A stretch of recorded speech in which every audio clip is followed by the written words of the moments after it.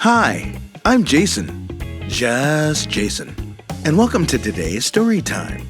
Today's story time is brought to you by PNC and the City of Seattle's Office of Arts and Culture. Today's story is called The Voice of Freedom, Fannie Lou Hamer, Spirit of the Civil Rights Movement, and it's written by Carole Boston Weatherford and illustrated by Ekua Holmes. It's being read to you by the incredible Erica Williams. Take it away, Erica. The Beating. In June 1963, I went to citizenship school in South Carolina. On the way back, the bus had stopped in Columbus, Mississippi. Me and the other trainees were hungry and decided to try to eat in the terminal.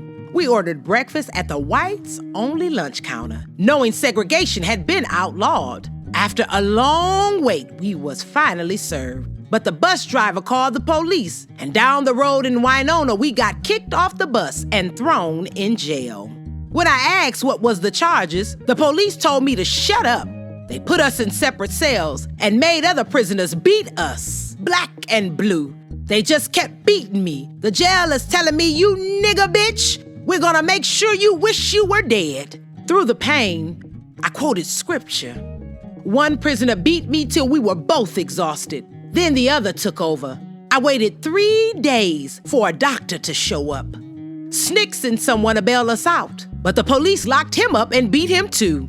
It took Andrew Young from the Southern Christian Leadership Conference to get us released. The same day, NAACP leader Medgar Evers was slain in his driveway for teaching black people their rights. The others said it was my singing what brought them through.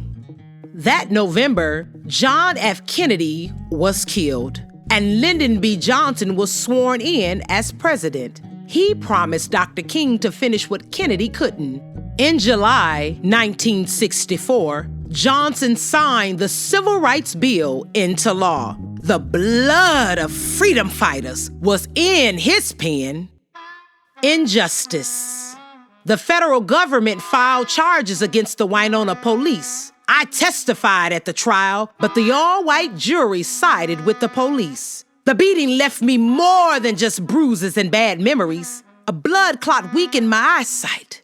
My kidneys were damaged, and my limp got worse. But I was determined. I was marching toward the promised land. Running. Not even a bad leg could stop me from standing up for what I believed in. Hard as we have to work for nothing, there must be some way we can change things. There must be something else. And there was. Becoming a lawmaker myself. The next year, I ran for Congress in the Mississippi Freedom Democratic Party. Death threats started to come at me soon as I announced I was running. But I didn't scare easy. I meant to prove that anyone, black or white, rich or poor, could get involved in American politics. I cast my first vote for myself. Freedom Summer.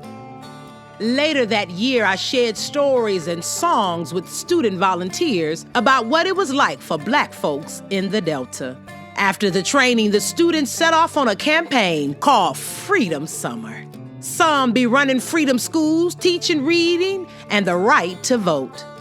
The Ku Klux Klan killed some of them students. I knew Michael Schwerner and James Chaney really well. They were murdered, along with Andrew Goodman, for nosing into church fire bombings. If I had known that those young men would wind up dead, I would have told them to stay home. I cried like I lost my own sons. Could take losing the election, but not this. Still, I had to go on. At a government hearing in Washington, D.C., I spoke about my struggles and how we started a new political party in Mississippi because the regular Democrats locked us out. We weren't going to be locked out no more. 1964 Democratic National Convention, Atlantic City, New Jersey. I was vice chairman of the new Mississippi Democratic Freedom Party. That August, we sent a delegation to the Democratic Party's National Convention. We went to make a case that the regular Democrats from Mississippi was unlawful because they did not represent black people. We went to demand a seat at the table, a voice in our democracy, But we had not bargained on dirty deals dreamed up to shut us down. President Lyndon Johnson called a press conference just to get the cameras off me. When I spoke before the Credentials Committee, his trick backfired. The TV networks taped me and ran my statement during prime time when the most people be watching. If the Freedom Democratic Party is not seated now, I said I question America. Is this the America, the land of the free and the home of the brave? We stole the president's thunder, and our support swelled like a storm cloud. Johnson was scared we could cost him Southern support and the nomination. He sent Herbert Humphrey, a pro-civil rights senator from Minnesota, who wanted to be on the ticket as vice president. Johnson ordered Humphrey to stop us. Humphrey met with me and Dr. King and our party's lawyer. The lawyer told us we should give in to get Humphrey elected. After I said that our cause was larger than one man, they didn't let me come to no more meetings. They struck a deal without me. We would get 2 at-large delegates. The rest of us would be honored guests and just sit and watch, not vote. We had not come 900 miles for 2 seats. I threatened to slit our chairman's throat if he took the deal. He turned it down. At least state delegations could no longer get away with barring blacks. Africa. I can't believe how far fame took me. All the way to Guinea with singer Harry Belafonte. When our pilot on the flight from Ghana was black, I knew I was in for an awakening. What little had we read about Africa was just wow. At the time, Guinea had just got independence from France. I was so proud that black people was running the government. I had never seen black people running banks. I was sort of sad that I was treated better in Guinea than in my own country. I cried when I saw boiled green peanuts like we eat in Mississippi, and when I heard the same tunes that my grandmother had sung, only with different words. So many things reminded me of home. My ancestors spoke to me. I wondered, could some folks I meet be my distant kin? I was angry that slavery cut the ties.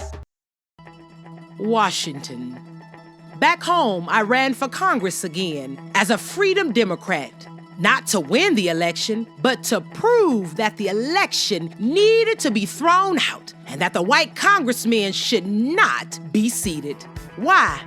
Because I had been barred from the regular Democratic ticket and the state had blocked so many blacks from voting. Annie Devine, Victoria Adams, and I took that fight to Congress. We won more support than expected, but not as much as we needed. Annie, Victoria, and I was right there when the decision was read. We were the first black women ever to sit in Congress on the House floor. But the history-making didn't go to my head. In 1965, I went back to my grassroots work, suing Sunflower County for blocking black voter registration and marching with Dr. King in Alabama and Mississippi. We registered thousands of new black voters in spite of police beating so bad that Congress was shamed into passing the Voting Rights Act. Black power. Say it loud. I'm black and I'm proud. James Brown. Black power had become the battle cry of the movement.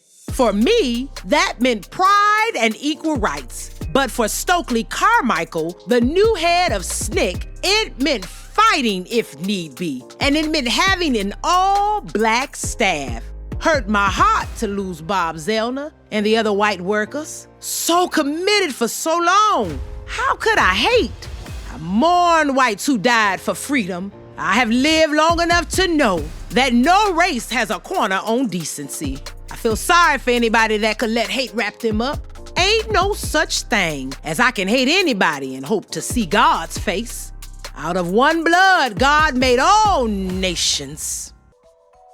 America's problem. On my fundraising tour, I called racism America's problem. Whatever you give, I told the crowd, it's not only to free me in Mississippi, but it is also to free yourselves, because no man is an island.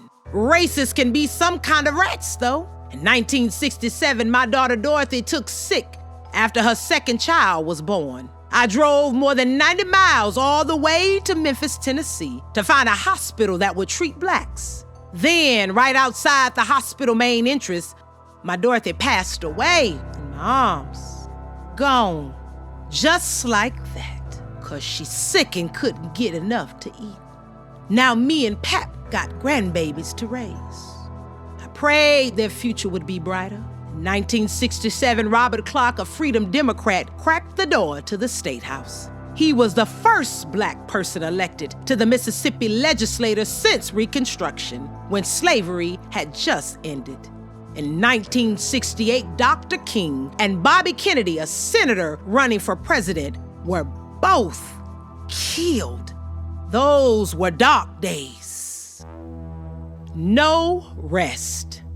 Summer of 1968, I sat at the Democrat National Convention in Chicago as part of the Loyalist delegation, what was formed to crush the Freedom Democrats. Still, I let my voice be heard for aid to farmers and against the war in Vietnam. I was weary as an old soldier, but I couldn't rest. No, I couldn't. Not as long as blacks was poor, schools was segregated, and black teachers was discriminated against. Not as long as laws be holding women back. One day, an old white man told me he appreciated me doing what he was afraid to do. Ain't no telling how long he wanted change. He could not be free until I was free. I had always believed we serve God by serving our fellow man, and no child should know what hunger is. So I started a freedom farm, a pig bank, and a Head Start program, and I help folks living in shacks get a hold of government housing loans. I mined a lot of pots. I've given my 2 cents to the women's liberation movement. I won a lawsuit against Sunflower County to integrate the public schools. And I lost a bid for state senate in 1971. The outcome was rigged against me, but 55 blacks were elected in Mississippi that year, a record for a southern state. And in 1976, the Congressional Black Caucus, made up of black congresspeople, giving me a lifelong service award. Maybe I had won after all. The Civil Rights era was a time in American history where people used different ways to fight against inequalities and injustices in society. What civil rights issues are important to you in today's world?